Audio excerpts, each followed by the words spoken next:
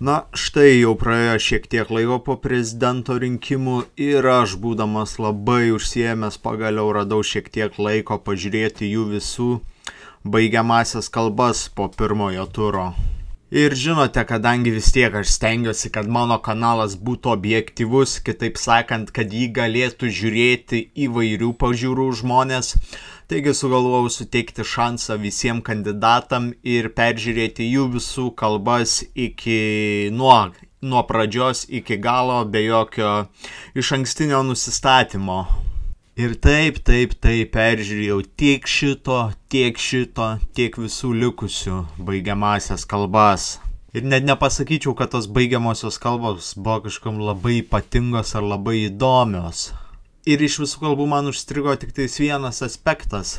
Štai Vaitkaus kalboje buvo pasakyta, kad jam ir jo šeimai buvo grasinta per rinkiminę kampaniją.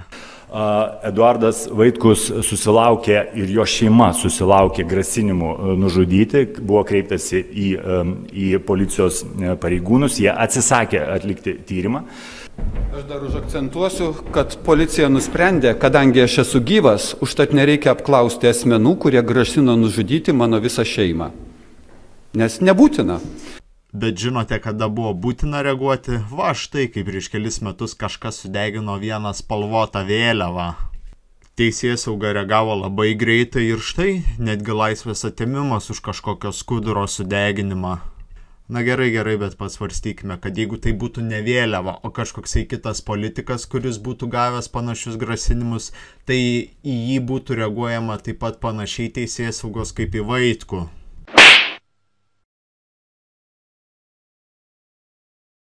O vargelį, turbūt mano prieš tai pasakytas sakinys buvo labai klaidingas.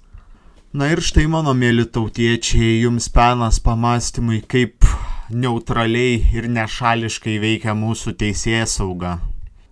Ir aš čia nekaltinu eilinių policininkų, gink dieve, puikų žmonės, pažįstu ne vieną, bet kalbu labiau apie tuos, kurie sėdi, kaip čia pasakius, tame aukštesnėme biurokratinėme lygmenyje, kurie priiminėja va tokius sprendimus.